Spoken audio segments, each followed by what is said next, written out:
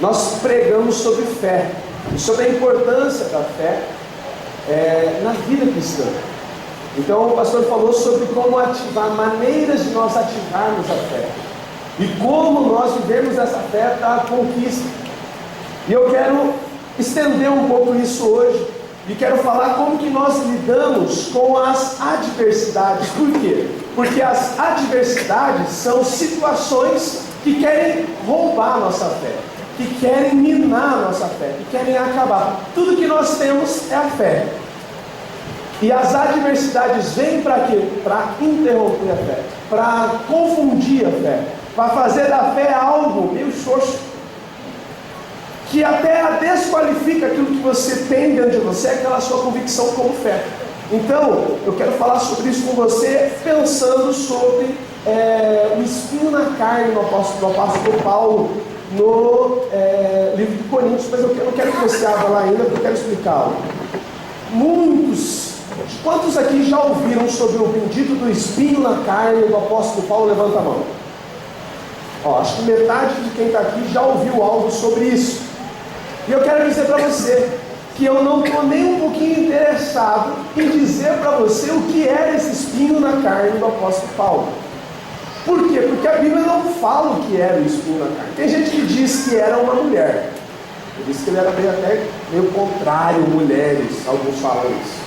Alguns dizem que era a perseguição dos judaizantes, dos judeus, etc., da religião, que ele pregava muita graça e era essa perseguição. Alguns dizem que é algo físico, que o espinho na carne, que incomodava tanto o apóstolo Paulo, que nós vamos ler aqui, que fazia ele sofrer, etc., era algo físico, era dificuldade de leitura, tanto que algumas cartas ele diz que ele está escrevendo com letras grandes do próprio punho, porque ele já estava muito debilitado, porque ele também teve uma vida cheia de adversidade, digamos assim. E muita gente tenta explicar o que é esse espinho na carne. Eu quero dizer para você que isso pouco importa.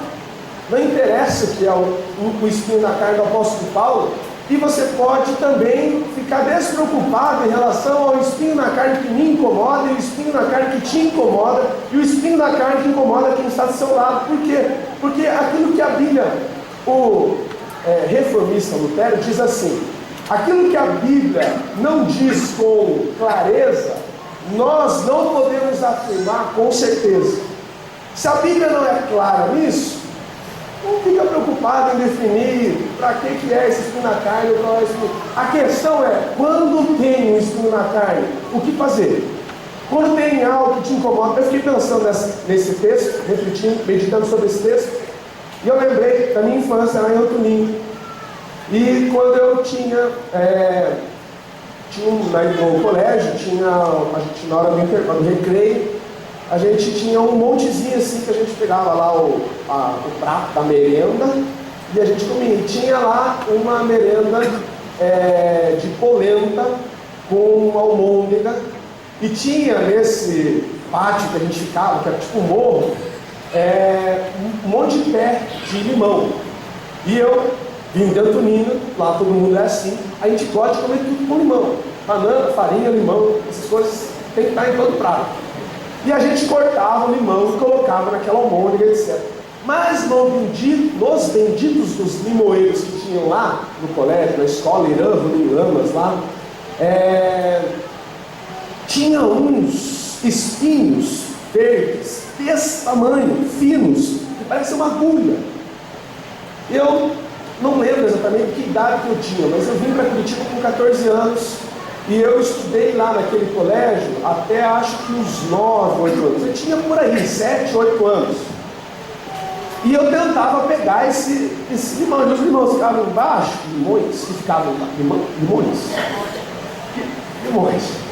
Os limões que ficavam embaixo não eram os bons eram os que ficavam lá atrás dos espinhos benditos.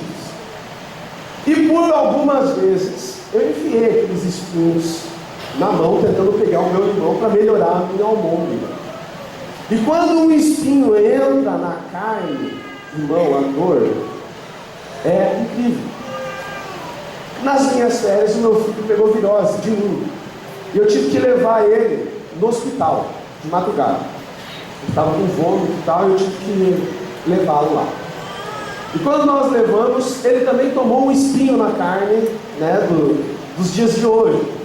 Já de prédio como ele é, ele não vai ter muito limoeiro por aí, mas ele teve que ir lá no hospital. E a mulher, ele estava sorrindo, como vocês conhecem, né? Isaac, ele ri pra tudo. E estava bem, ainda que vomitando.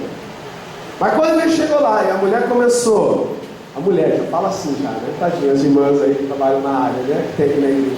A enfermeira começou a colocar a bendita da luva, fazer aqueles estalos assim, flash, flash. O meu filho estava ali deitado, meio mal. Ele olhou. A gente falava com ele, Isaac, ô filho, fique tranquilo. E ele nem olhava para a gente, ele só olhava para a bendita da enfermeira. Até que ela tirou o espinho, né, que é uma agulha, e enfiou na carne dele. Ah, que dor. Eu acho que é meio parecido com aquele limoeiro. Talvez pior, não sei. Mas eu quero dizer para você, qual é o seu espinho na carne? Porque você tem um espinho na carne. Qual é a adversidade? Qual é a tribulação? Qual é a provação? Qual é a tentação que te incomoda, que traz dor, que faz você se sentir mal? A gente vai ler o texto. E quando a gente lê o texto, ouvindo o apóstolo Paulo falando sobre isso, dá para ter essa noção que ele estava abalado. Ele era o apóstolo Paulo, mas Satanás tocava ele com esse espinho na carne, que ele mencionou assim, espinho na carne, que não interessa o que é, mas o que interessa é o quê? Que fazia tudo isso com ele, que deixava ele mal, que abalava a fé dele, inclusive, que fez ele clamar a Deus desesperadamente. Qual é o seu espinho na carne? Não dá para saber quem tem um espinho na carne, qual é o espinho na carne, olhando assim, porque a gente coloca uma maquiagem, vem para o culto com a melhor roupa, as mulheres passam, né, todo aquele negócio, os homens tomam banho, vem para o culto, e a gente não consegue discernir qual é o tamanho do espinho na carne de cada um que está aqui. Mas eu quero dizer para você, você precisa lidar com ele. E há uma maneira para se lidar com isso. Há uma maneira para lidar com os espinhos na carne, na sua casa, na sua família, no seu trabalho, na sua vida financeira, emocional, espiritual, seja lá o que for, enfermidade, seja lá o que for, perseguições e etc. Todo mundo está me entendendo? Sim ou não? Então, pode passar o slide. Hoje nós vamos aprender, à luz da palavra, como lidar com essas adversidades, a fim de nos tornarmos cheios da vida de Deus. Diga glória a Deus. Deus permite adversidades, pois essa é uma forma de o buscarmos. Diga assim: buscar a Deus, conhecer a sua graça, amadurecer e me tornar mais forte. Olha para cá. As adversidades têm esse fim, essa finalidade. Eu, como pai, vou dizer para você, eu falo isso para a Fê. O Isaac está com 1 ano e meio e ele tomou várias vacinas já. E normalmente a gente leva ele no meu dia de folga, na segunda-feira, para dar a vacina para ele. E um dos pais tem que segurar a criança numa posição super desconfortável para que ele tome o espinho na carne dele, digamos assim. E normalmente, quem faz esse serviço sujo é a Fernanda.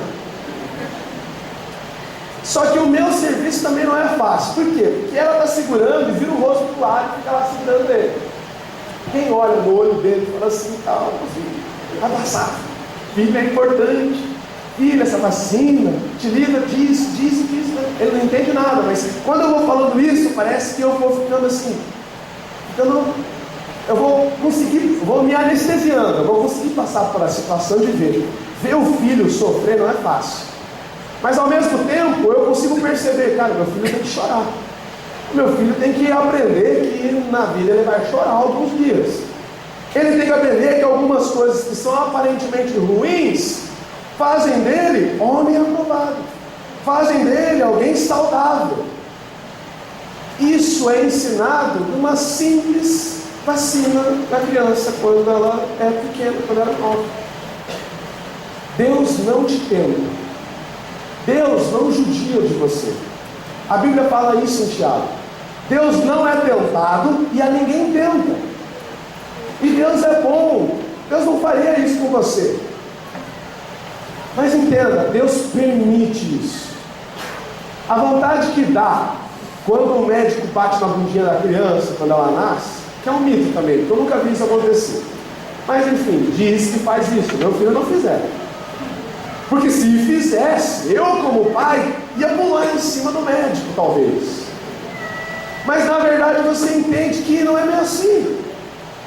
Essas coisas têm que ser permitidas, por quê? Porque é melhor, porque amadurece, porque cresce, porque faz você virar alguém de fato, e não uma coisinha. Você entende isso? Então eu quero falar sobre a adversidade, sobre tribulação, sobre tentação e como lidar com essas coisas. Mas eu quero dizer para você, já começa errado se você culpa a Deus por isso. Muita gente faz isso. As crianças, quanta maldade. Deus é amor, Deus não permitiria isso. Deus é amor, e porque Ele ama, Ele permite algumas coisas. Ele não faz o mal, mas Ele permite algumas coisas, porque isso é essencial para que você seja um adulto e não fique criança para sempre. Amém, irmãos? Em outras palavras, pode voltar. Em outras palavras, eu fiz essa frase: você não precisa comer o pão que o diabo amassou. Olha para quem está do teu lado e diz isso para ela. Você não precisa comer o pão que o diabo amassou. Essa ilustração é até meio estranha, porque a gente come tanto pão da Glacial aqui, gostoso e tal, e falar que o diabo faz pão é algo estranho para nós. Mas eu quero que você entenda: você não precisa, nesse dito popular, comer o pão que o diabo amassou, mas você precisa fazer com que tentações, diga tentações, provações, tribulações, forjem, repita isso, forjem, refinem a sua fé em Deus. Amém, irmão? Tem gente que gosta do deserto, tem gente que gosta de sofrer, tem gente que diz: tá ruim, mas é assim que eu gosto. Começou. Mas eu quero dizer para você, olha, não é assim. Não precisa ser assim. Mas você precisa lidar com essas coisas. Amém? Agora, depois dessa introdução, eu quero que você abra a sua Bíblia em 1 Coríntios 2. Não, 2 Coríntios 12. Se tem alguém sem Bíblia do seu lado, pega o seu espinho. Não. Se tem alguém sem Bíblia do seu lado, você pega a sua Bíblia, dá um sorriso para ele e compartilha. Pergunta se ele não quer ler com você. 2 Coríntios. 2 Coríntios 12. De 1 a 10. Pastor Maurício, traz o meu celular para mim. Compartilhe. Quem achou, diga glória a Deus. Glória a Deus. É necessário que eu continue a gloriar-me com isso.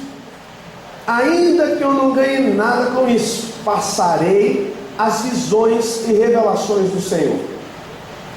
Conheço um homem, o apóstolo Paulo contando a história que na verdade é dele próprio. Conheço um homem em Cristo que há 14 anos foi arrebatado ao terceiro céu.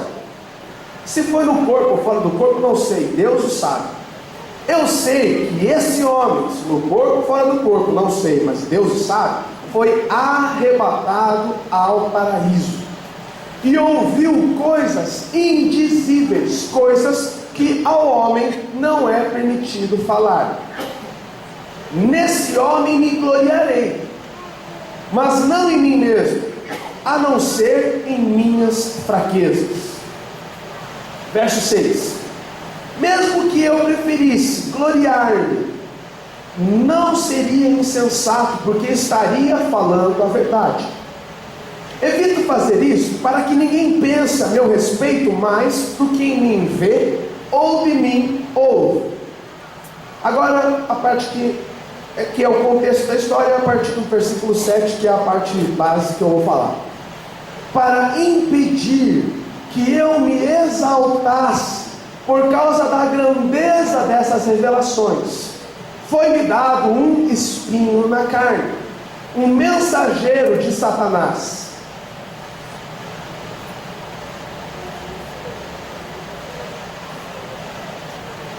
Me perdi. Final do 7. Para me atormentar. 3 vezes roguei ao Senhor que o tirasse de mim, mas ele, o Senhor, me disse: minha graça é suficiente para você, pois o meu poder se aperfeiçoa na fraqueza. Portanto, diz Paulo, eu me gloriarei ainda mais alegremente em minhas fraquezas, para que o poder de Cristo repouse sobre mim. Para finalizar, por isso, por amor de Cristo, regozijo-me nas fraquezas, nos insultos. Sabe o que é isso aqui, irmão?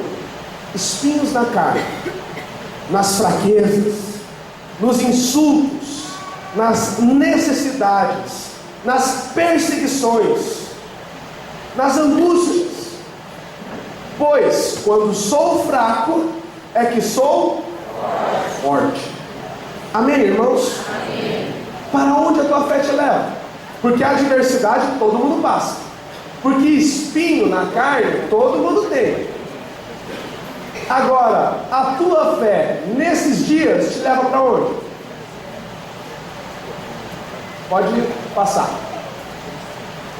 Esse é o primeiro ponto da palavra. Na adversidade, a fé nos faz buscar a Deus. Na sua luta, na sua tribulação, na sua tentação, a fé que você tem em Cristo, ela necessariamente te faz buscar a Deus. Você precisa crer nisso, desfrutar disso. Pastor, isso é tão lógico. Na teoria é lógico, na prática não. Na prática das nossas lutas, nós vamos dar um jeitinho.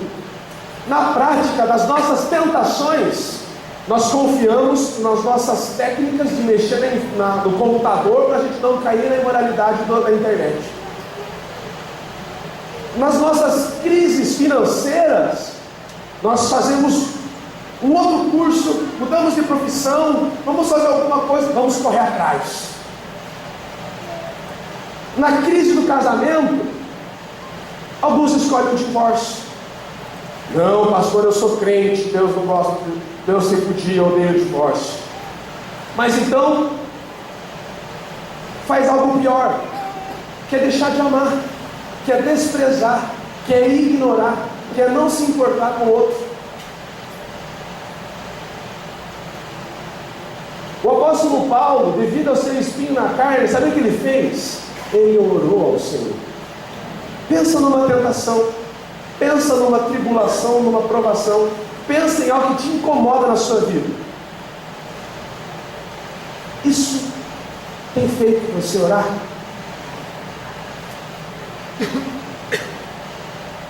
Porque alguns são assim: eu sou tão espiritual, eu tenho tanta revelação, e quando eu passo por essas coisas, eu nem oro. Eu só olho para o céu e falo: tu sabes. O apóstolo Paulo foi um cara que subiu ao céu, não sabe se no corpo, não sabe, foi visão, foi sonho, foi acordado, ele não sabe como, mas o que ele sabe é que ele foi ao paraíso e ouviu coisas indizíveis naquele lugar. E o que ele sabe também é que ele tinha um espinho na carne. Sabe o que ele vai fazer? Ele foi ao lugar. No texto diz que ele orou 3 vezes. E você sabe que a gente já falou sobre isso aqui no público. 3 vezes, não é que ele foi lá, orou uma, aí ele foi lá, orou 2, aí ele foi lá, orou 3. Mas quer dizer que ele não orou nenhuma, nem 2. Ele orou várias vezes por aquilo. Ele orou tudo o que ele podia por aquilo. Simbolicamente na Bíblia isso significa. Quantas vezes você tem orado por esse espinho na carne que te incomoda? Por essa situação chata que te faz balançar às vezes na sua fé? Porque o homem que era usado para curar estava enfermo talvez com dores, e aquela dor não cessava. Um homem que falava do Evangelho estava sendo atacado por um mensageiro, por Satanás, mensageiro de Satanás, por um demônio, e ele não conseguia fazer a autolibertação dele. Isso abalava ele, abalou o orgulho, abalou a fé dele.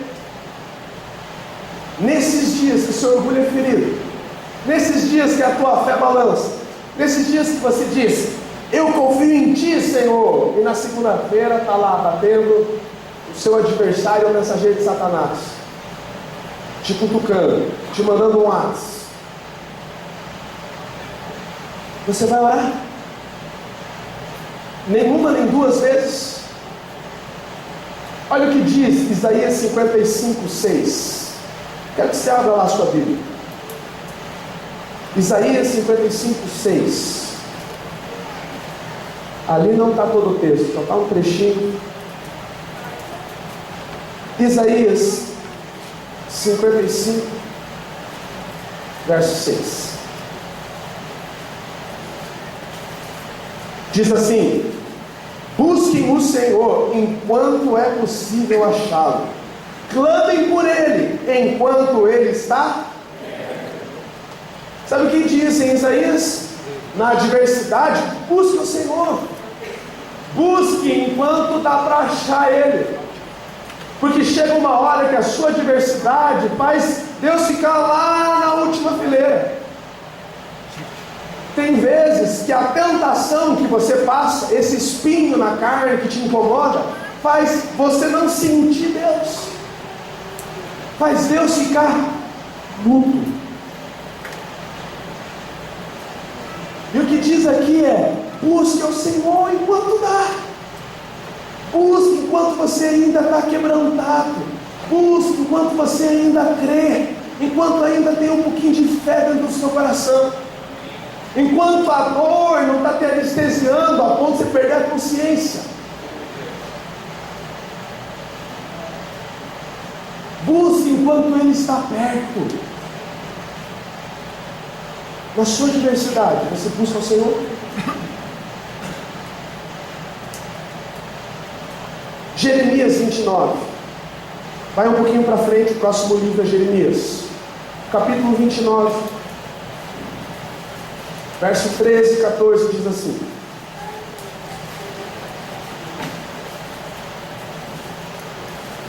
vocês me procurarão e me acharão quando me procurarem de todo o coração.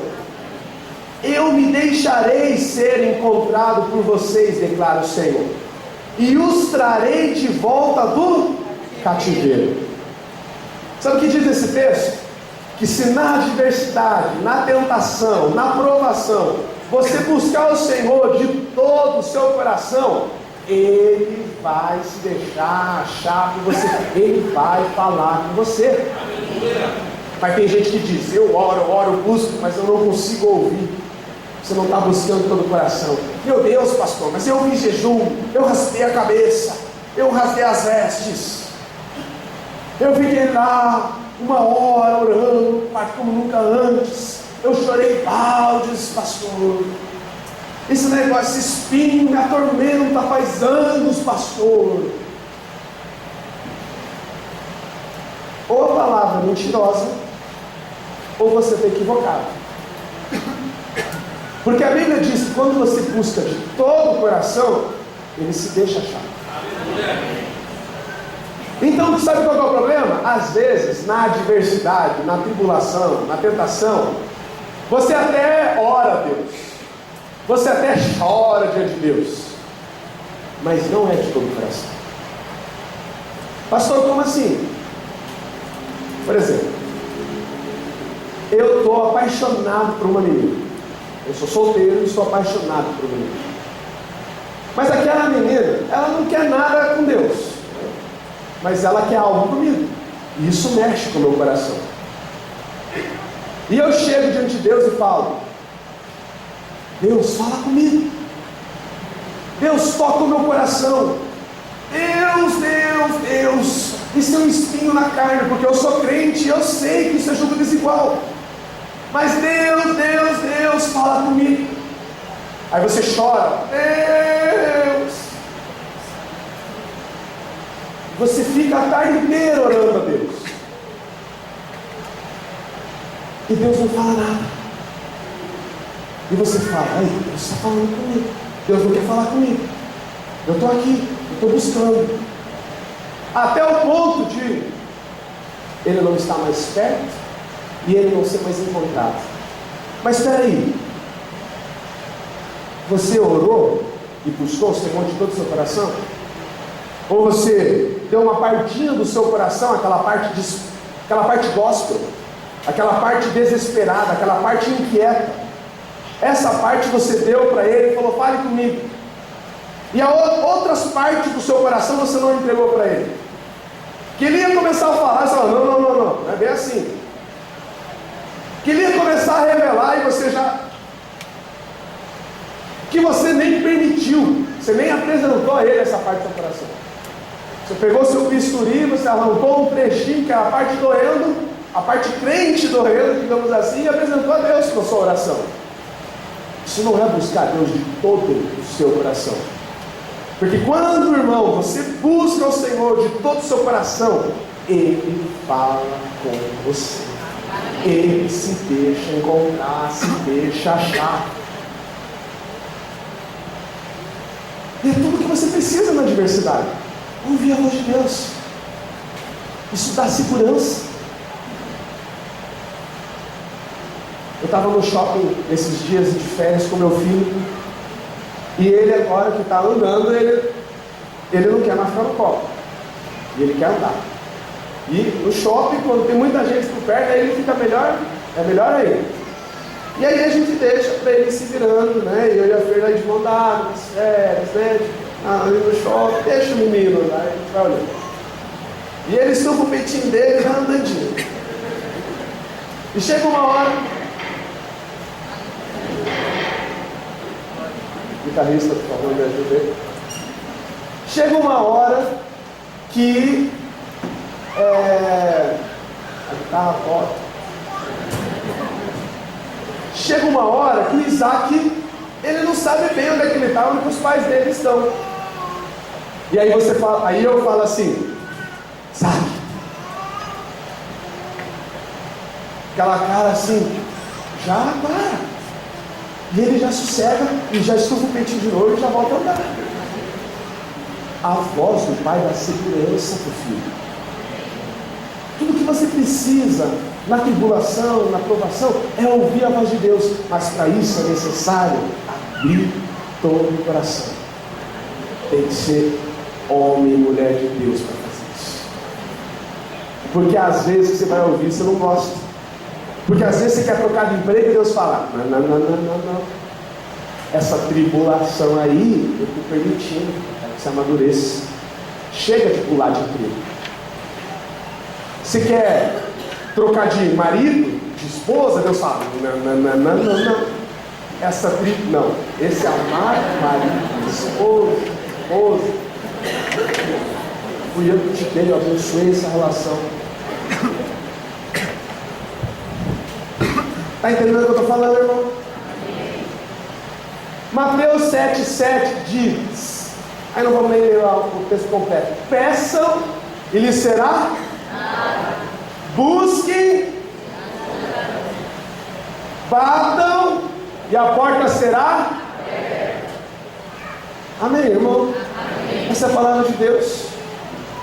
Foi isso que o apóstolo Paulo fez com o espinho na carne. Ele orou ao Senhor, ele buscou o Senhor. Eu quero que você abra lá em Tiago, finalzinho da Bíblia, uma cartinha minúscula, mas poderosa. Depois de Hebreus, em Tiago, capítulo 2, 17 e 18. Você já ouviu isso nos últimos cultos, e eu quero que isso crave aí no seu coração. Tiago 2, 17 e 18, diz assim: Assim também a fé, diga a fé. A fé. Agora só eu, por si só, se não for acompanhada de obras, nossa, glória a Deus, a gente tem que melhorar esse negócio, né? O espinho na carne agora acabou de ser retirado. Deus abençoe. Aleluia. Vou ler de novo, porque eu não preciso nem gritar mais. Assim também a fé, por si só, se não for acompanhada de obras, está o que, irmão? Morta. Infrutífera. É seca. A fé que não tem uma atitude não serve para nada. Não adianta você colocar o seu terno de crente lá, orar ao Senhor. Não adianta você puxar o irmão mais crente da sua rede e falar assim: entra em batalha comigo, amado. Não adianta. Se não tiver uma atitude, a sua fé é morta. Aonde a sua fé tem te levado? Em outras palavras, que atitude a sua fé tem levado você a ter? O apóstolo Paulo buscou ao Senhor. Foi isso que ele fez.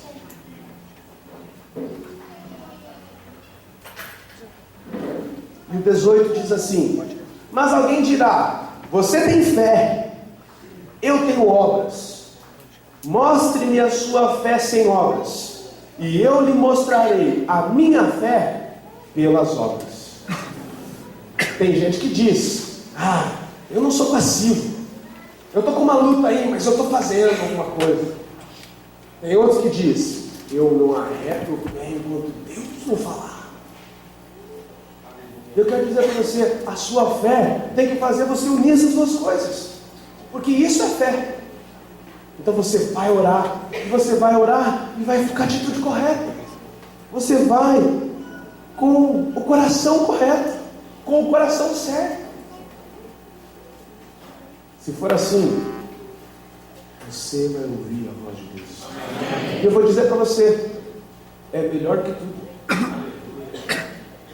O Isaac tem que tomar a agulhada dele, mas eu faço questão de ir junto, porque eu não posso livrar ele da agulhada, mas eu estou segurando ele pela mão e falando: vai lá, filho, vai passar, vai passar, vai passar.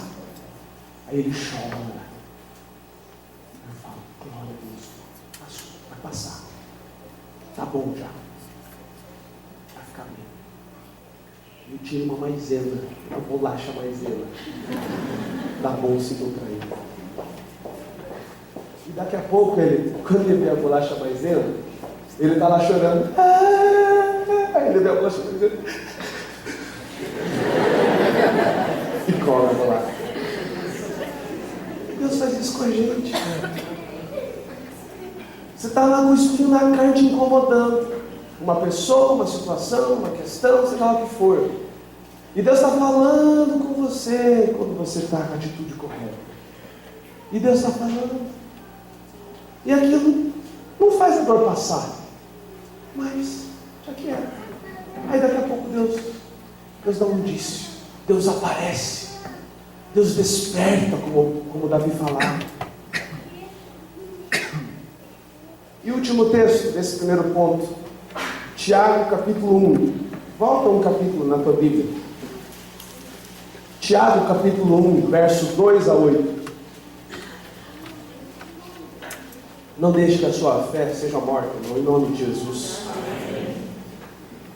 Faça com que a sua fé te leve a desfrutar mais de Deus. Diga amém para isso também. Amém. Tiago 1, versículo 2, diz assim: meus irmãos, considerem motivo de grande alegria o fato de passarem por diversas provações, pois vocês sabem que a prova da sua fé produz perseverança. E a perseverança deve ter ação completa, a fim de que vocês sejam maduros e íntegros, sem lhes faltar coisa alguma. Se algum de vocês tem falta de sabedoria, peça a Deus, busque a Deus, ore a Deus, que a todos dá livremente, de boa vontade, e lhe será concedido. Peça, busque, vá até Deus, porém com fé, sem duvidar, pois aquele que duvida é semelhante à onda do mar, levada e agitada pelo vento. Não pense tal pessoa que tem fé dividida, que vai diante de Deus, mas não vai com o coração de verdade, com todo o coração de verdade. Não pense tal pessoa que receberá coisa alguma do Senhor. Não pense tal pessoa que vai ouvir a voz de Deus.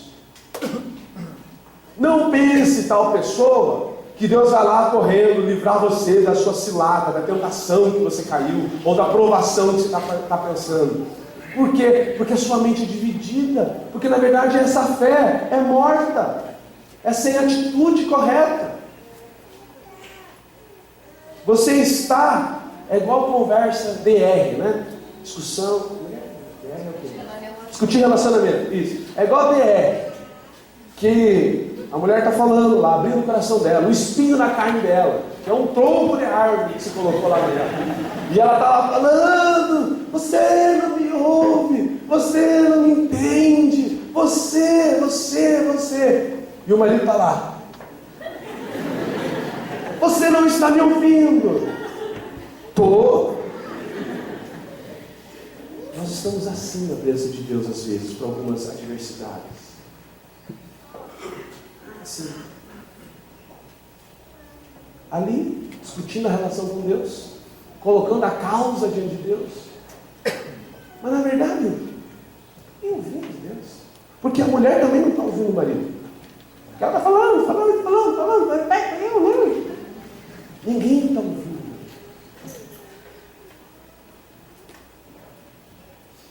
Termina o versículo.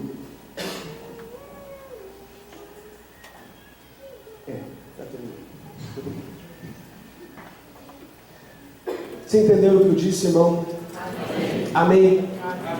Essa é uma questão.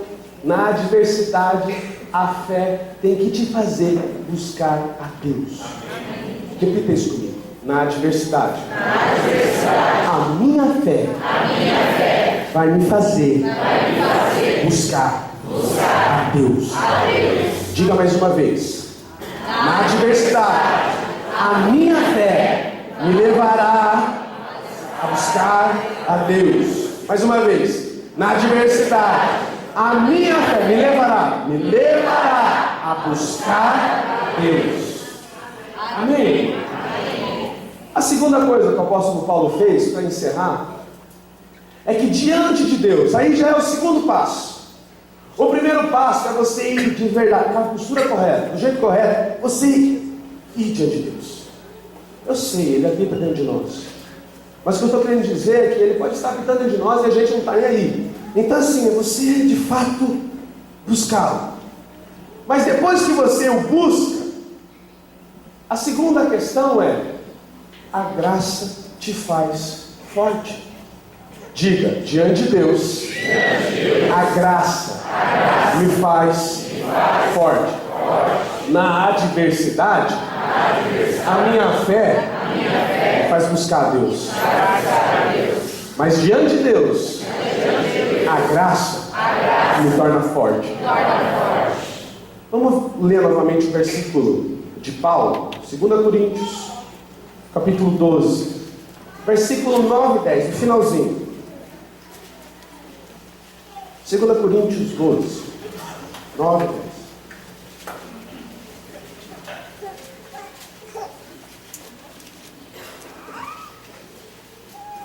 Diz assim, versículo 9: mas ele me disse: a minha graça é suficiente, pois o meu poder se aperfeiçoa na tua fraqueza. Portanto, eu, apóstolo Paulo, me gloriarei ainda mais alegremente na fraqueza, para que o poder de Cristo repouse em mim. Por isso, por amor de Cristo, me alegro nas fraquezas, nos insultos, nas necessidades, nas tribulações, nas adversidades, tribulações e tentações, nas angústias, nos espinhos na carne, pois quando sou fraco, aí é que sou forte. Amém.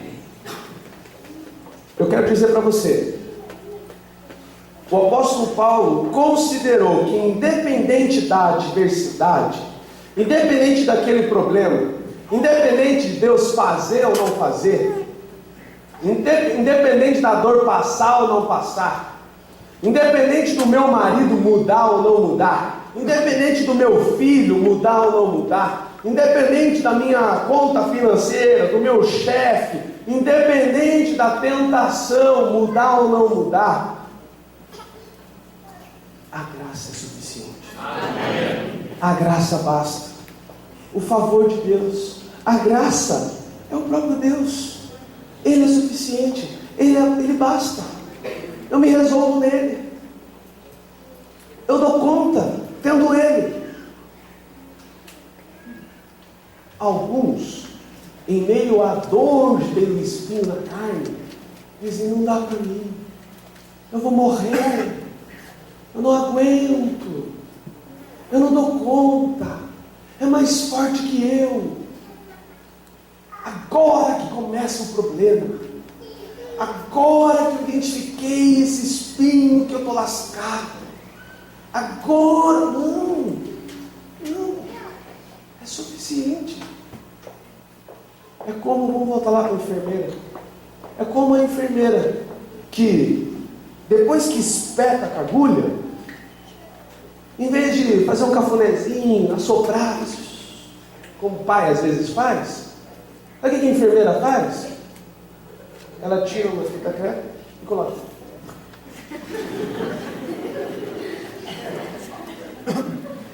E aí você olha assustado, né? Mas assim, a fita crepe, não tá nem um botãozinho? E ela fala: a fita crepe basta. A graça de Deus basta. Amém. Mas qual é o teu espinho? Não interessa qual é o teu espinho. Não interessa qual é a sua enfermidade. Não interessa qual é o seu desafio, o seu gigante, se é um urso, se é um leão, se é um gigante, não interessa. Se tem que andar por sobre as águas, não interessa. Se tem uma multidão para alimentar, não interessa. Se não tem como levar o enfermo até Jesus, a gente abre, a única forma é abrir um buraco no teto, não interessa. É suficiente. Ele é suficiente para mim. Na verdade, o espinho não é para se descobrir qual o problema maior. A gente, como pastor, em poucos meses no ministério, entende isso. Porque você pensa: nossa, quando chegar um caso disso aqui na igreja, vai ser difícil. Quando chegar um irmão assim, aí, meu Deus. Aí você vê que eles vão chegando realmente. E você vai ter que caminhar com as pessoas, aconselhar as pessoas. E daí chega uma hora que você entende que não é a história do irmão mais difícil, porque na próxima semana vai chegar uma história pior. A questão não é a história complicada, a questão é aquilo que a gente oferece. Cristo é suficiente. O seu espinho. Aqui no culto, o amém sai suave. Mas lá fora, também, irmão. Tem vacina que você toma lá no hospital. Mas tem vezes que você tem que aplicar insulina dentro de casa, você mesmo. O esparadrapo funciona lá e aqui. No trabalho, em casa, com o casamento, com o filho, com o dinheiro, seja lá qual for o espinho, com a tentação, com a imoralidade, seja lá o que for. Quando buscamos a Deus, a sua graça transforma-se em poder de Deus sobre nós. Essa é a questão. Isso é a nossa força. O espinho é o que me torna forte. Por quê? Porque o meu problema me torna forte. Não, porque o seu problema diante de Deus traz graça sobre você. E a graça sobre você faz você ficar forte. Deus com você faz você ficar forte. Estava falando com um jovem que tinha problemas com droga. E daí, sempre quando a gente ouve uma história de gente que tem problema com droga, ou já teve problema com droga, a tentação que eu tenho, sabe o que é? Mas que droga que é? Se ele fala cocaína, cocaína é pesado. Se ele falar maconha, maconheiro. Não falo isso, só estou usando isso. Entende? Qual que é o seu vício? Não, bebida. Eu ia falar agora um negócio, eu não vou falar. Alcoólatra. Mas o que interessa? A cocaína não destruiu mais o casamento dos meus pais por um tempo do que a Antártica gelada. A imoralidade que você comete, ou que alguém comete na internet, não é pior nem melhor do que ir para a cama de fato com alguém. E para Deus, pouco importa. Se você tiver a atitude correta, pouco importa. É igual o corredor do Erasmo Guedes. Qual que é o seu problema? O meu é um câncer aqui no braço. Eu tenho um câncer no órgão aqui. E as pessoas vão nos corredores contando, quem tem o seu maior problema. Quando na verdade tem que ter alguém lá dentro falando assim: a graça não basta. Basta para isso também. Basta para isso também. Porque nós anunciamos nas células. Chega alguém com casamento quebrado, a graça basta. Você não ouviu o problema do meu casamento? A graça basta. Mas você não sabe qual é a droga que eu usava. A graça basta. Você não sabe qual é o tamanho do rombo financeiro que eu tenho. A graça basta. Mas você nunca viu os olhos azuis daquela menina. A graça basta. Ele é suficiente. Mais do que isso, Ele é a força que você precisa para enfiar a mão nesse espinho e arrancar ele da sua carne. Se é possível arrancar, vai ser arrancado. Se é possível que ele fique, você viva, vai ficar, e você forte declarando: Deus é me glorio no Senhor, Ele é suficiente. A imoralidade dá para pegar e arrancar. Agora, uma enfermidade talvez não dê para arrancar e tirar você por si só, mas você vai poder colocar a mão nela e falar: ela está aqui, mas faz forte. Ela está aqui, mas a graça é suficiente. Eu dou graças a Deus porque em meio a esse espinho Ele é comigo, eu ouço a voz dele. E aí não é derrotado, aí não é escravizado, aí não se arrasta, aí não murmura. Tem várias coisas que a gente dá para falar: passividade, obstinação, coisas semelhantes eu coloquei. Mas eu quero dar ênfase hoje à murmuração. Sabe o que é a murmuração? É dizer que não está contente com a situação. Um exemplo infantil: arroz e feijão de novo? Não.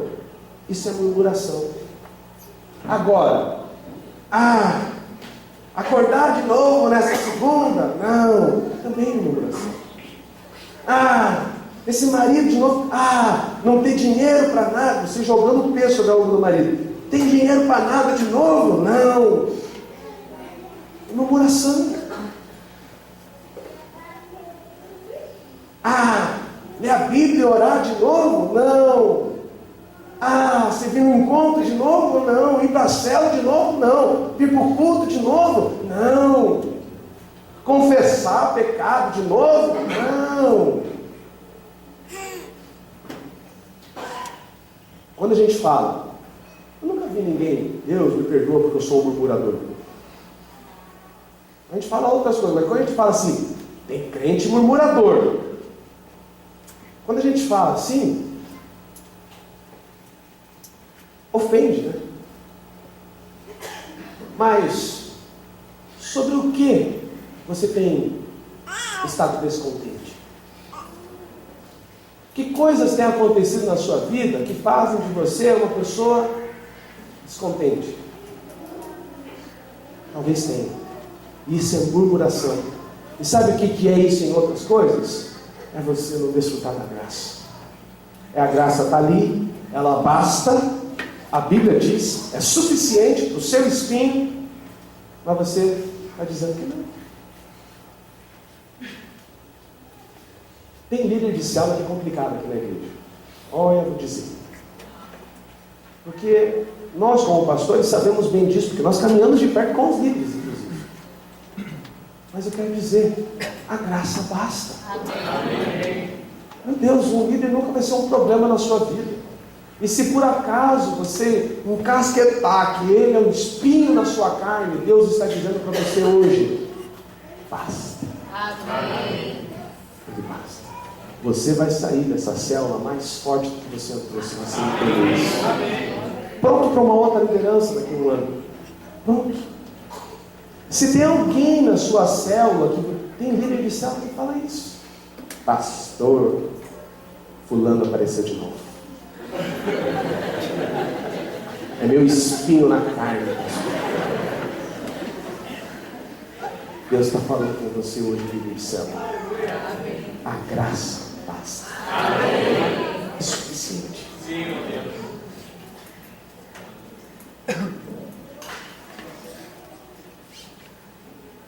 Deixe que o poder de Deus repouse sobre você. Porque quando você murmura e diz I, A, O, U, quando você diz essas coisas, a graça não pode repousar. Porque Paulo entendeu que a fraqueza dele tornava ele forte. Paulo entendeu que aquele espinho não era um problema. Mas quando você diz A, E, I, O, U no seu problema, para a situação, para a adversidade, você está dizendo, não é tão suficiente para mim. E aí, sabe o que você ganha de brinde? Fraqueza para lidar com a situação.